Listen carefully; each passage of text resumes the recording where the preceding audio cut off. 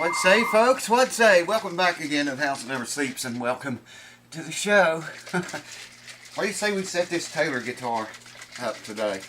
714 CE Taylor. But before I set it up, I'm going to use these old strings just to get in the ballpark, and we'll rip those off and put new ones on it. But before I do anything, I'm going to polish it with this Smith Pro Formula polish here. Susanna, thank you again. This is my second bottle of this stuff. Excellent for polishing guitars, man. I don't know what's in it. I don't care as long as it doesn't chemically react with my finish or anyone's finish. It just leaves an awesome slick shine on a guitar finish. So I'm going to do that. Still can't breathe too good. Getting better though. I'm going to polish the guitar up and then string it up. And I'll bring you back and touch base with you a couple times along the way. Hold on.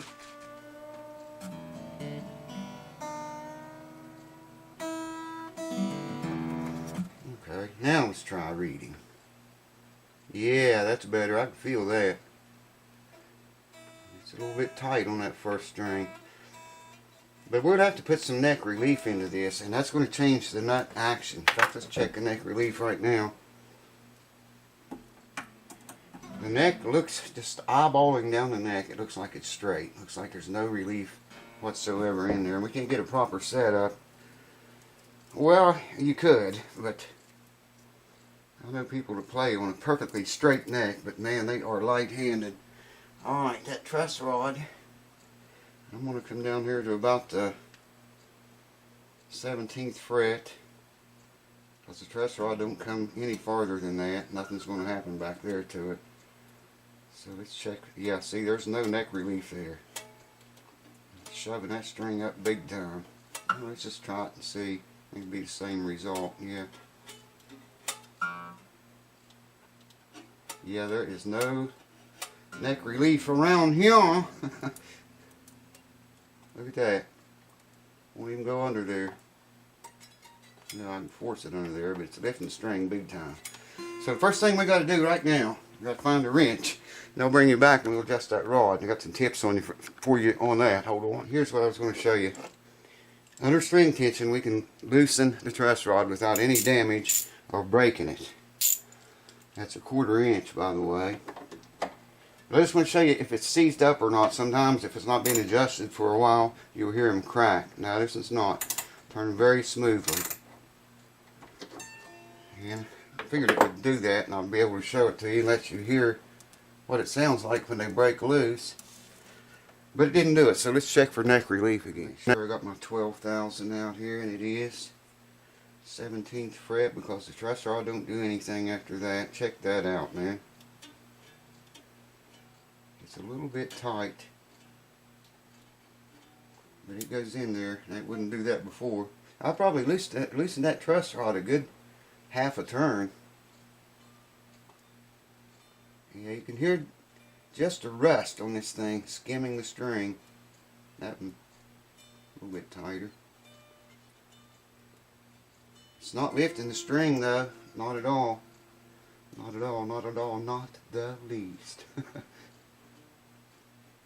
That one might be lifting a little bit. But I'm going to leave that there for now. Let's see. Yeah, I'm going to leave it there for now. The truss rod is not very tight at all on this guitar right now. It wasn't tight when I loosened it. But it needed to be loosened because it didn't have any back bow whatsoever in there. We'll bring you down here for a little bit of nut action now. Let me get the 16 back out. A 6 and a 10 will do the job quite sufficiently.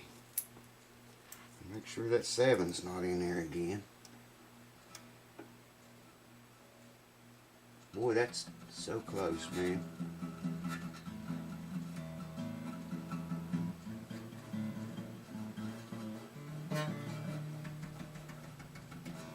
And that's close enough to perfect. Look at that.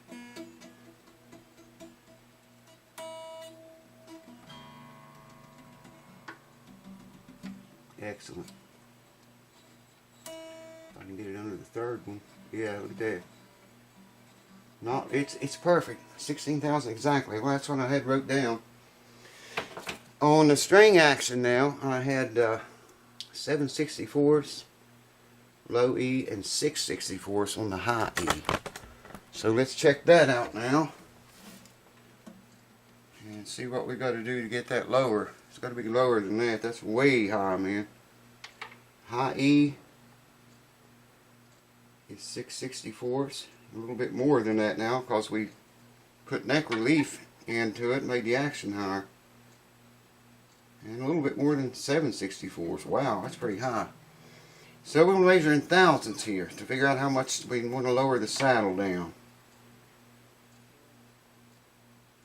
And I've got millions and hundreds of videos of me doing that, so I'm not even going to explain it. It's all basically, if you want your strings to be 20 thousandths lower than they are at the 12th fret, then you got to remove twice that much from the bottom of the saddle. So if I wanted these to come down 20 thousandths lower than what they are right now, I'd have to take 40 thousandths off the bottom of the saddle, and that's about what I'm going to have to do. Maybe a little more than that. So bring you back whenever I've done that. Hold on. Yeah, one thing you'll learn if you do enough of this is you got to check everything a bunch of times. Don't just check it one time and assume it's good. That's 16. It's a looser 16 now than what it was because we put some relief in the neck.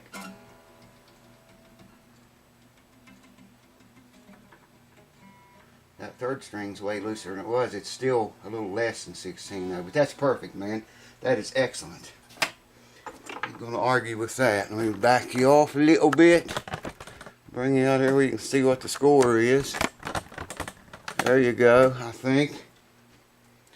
I took the saddle out, marked it,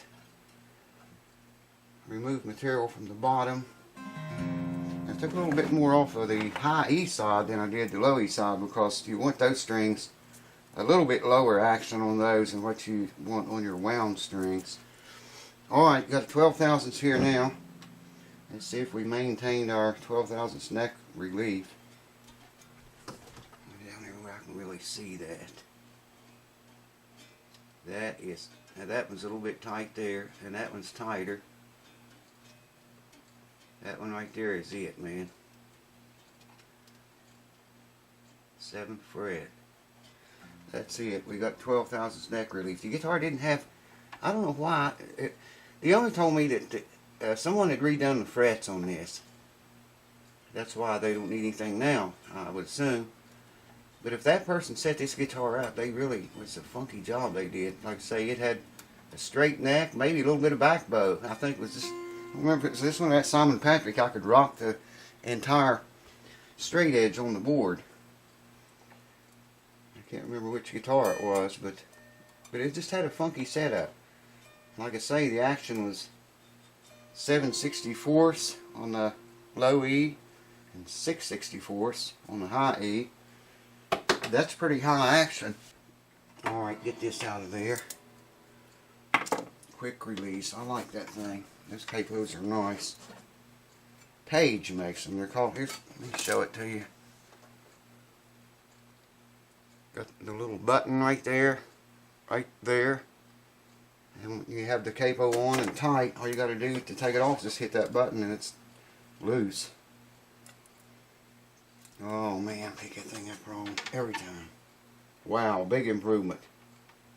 4, 5/64 on the low E 12th fret. That's down from 7/64 and 4/64.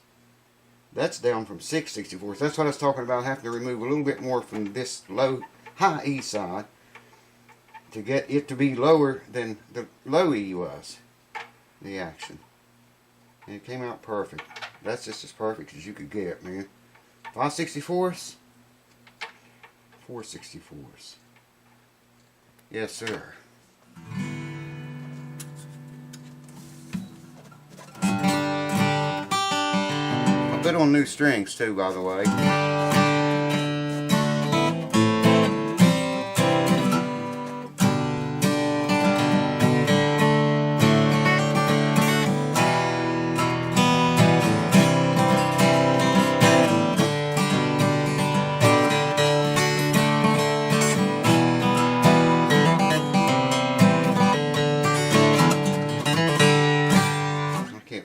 just picked. I can't play in that position, but hold on, we'll take it for a test drive. Hold on. Dang, man, this guitar is loud.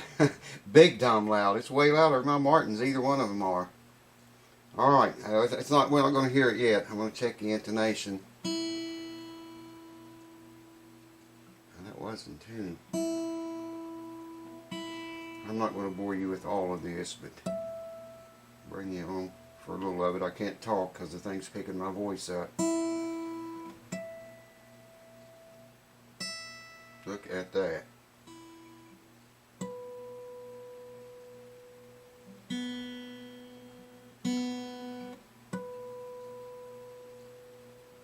It's a little bit short.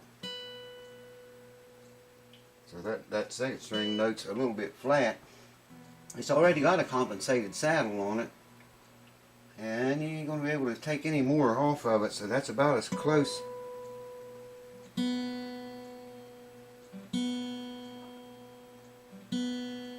you're going to get that string to intonate.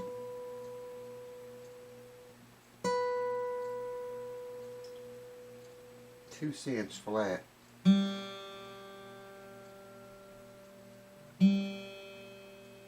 The guitar perfectly in tune before I started this. Strings are stretching. That's 1 cent flat. Same thing, it's already filed forward as far as it can go. You're not going to hear that though. 1 cent.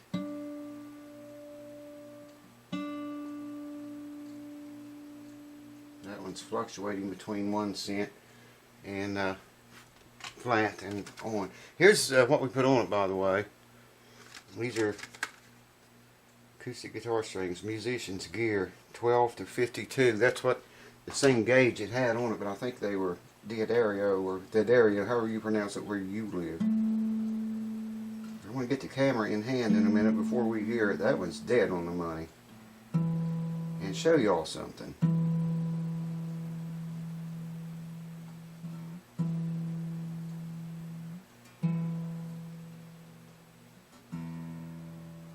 It's tuned short.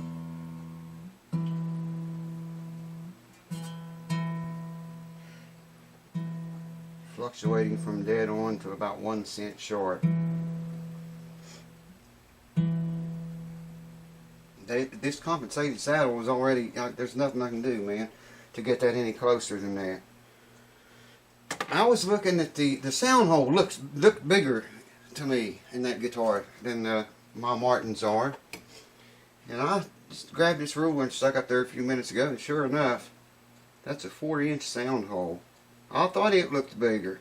Could be the reason this guitar's got a little more than it should have. Alright, everything's, I think we're ready to look at it now. But I want to get the camera and show you something. Hold on. When I polished this guitar, I found a lot of things. See that little mark right there? Now if you get the light just right, you can see where someone has, looks like they've sanded that. See the sand marks? Can't feel it at all. But that wasn't really what got my attention. It's going to be hard for me to show you this on camera. Let's try up here at the bridge. There's all kind of, looks like dried glue. There you can see it, in front of the bridge. And on the sides, and even on the back of it back here. See that? Looks like dried glue around there. And there was some funk going on somewhere else, right there, if I can get it to show up, right in the center of your screen, just above the reflection of the light. I don't know what that stuff is, man. I buffed it pretty good and then polished it, and it didn't come out. You could probably spend a little more time buffing that and get that all completely removed. And I showed you these bubbles up here. Bubbles in the finish right there around the tuning machine. It's on all of them except one, I think. Well, no, it is on all of them. That's the one I thought didn't have it. Check that out. Someone's probably tightened these nuts too tight. And man, it's so easy to do. I never even checked those. When I saw that, I thought, leave that alone. I don't want to tighten it and then chip that away or make it any worse than what it is. I did tighten up the button screws.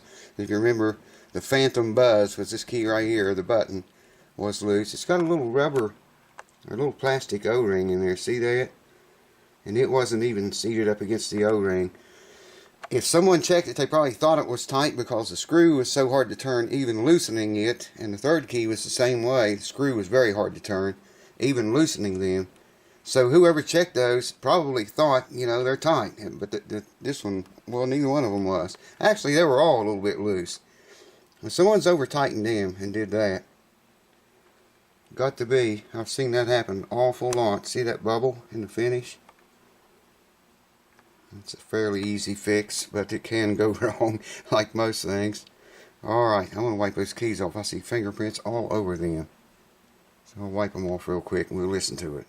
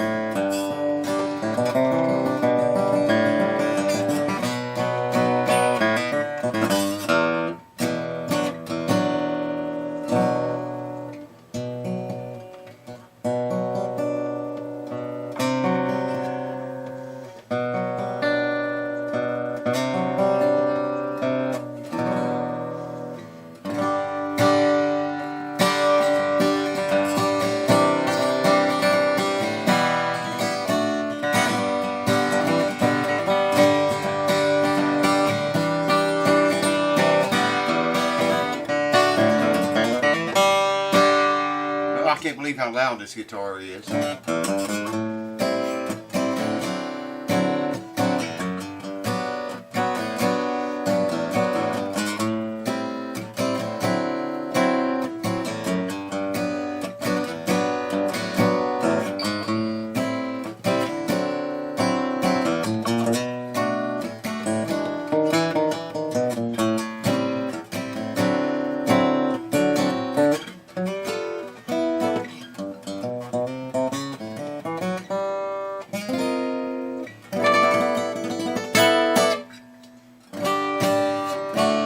Well, I might have gone fishing. I got to thinking it over. But the road to the river is a mighty long way. A little deep thinking is gonna drive me to drinking. Hey, I'm taking it easy. It's my lazy day.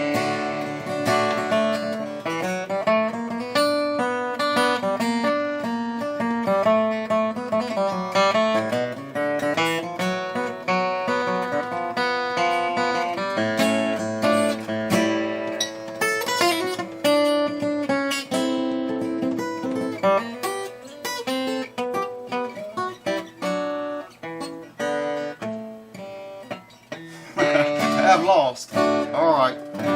Anyways, you hear the guitar sounds good, man. My crappy playing, not so good.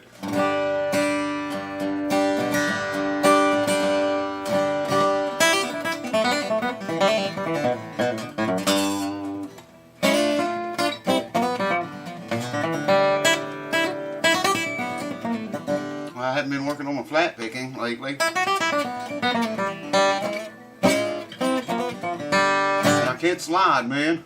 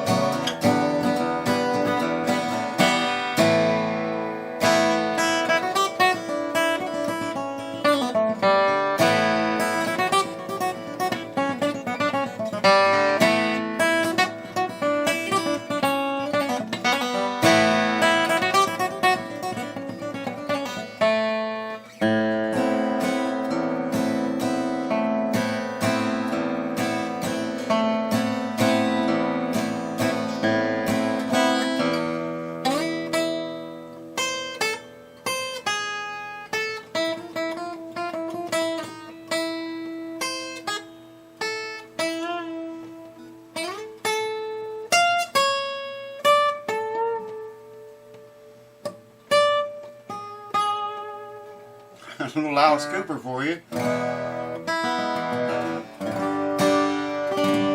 Man, this guitar sounds awesome. You can see how it's all buffed up there, cleaned up really nice. Get the light glare on it so you can see. And you can probably see those places in the finish I was talking about there, if a light hits it just right. And there's several of them. I don't know what it is, man. This place I know, it looks like it's been sanded, but that stuff around the bridge, I don't know what that is. It looks like dried glue. Maybe someone glued the bridge on it before. I don't know. But there it is. It's a done deal. I think the owner is going to really like. If he liked the setup it had on it when it came here, he's really going to like this. Check that out, man. Look at this. Look at this. Wow. Yeah. If he liked that other setup, I think he's going to be nuts about this one because it's 10 times better than the old setup was.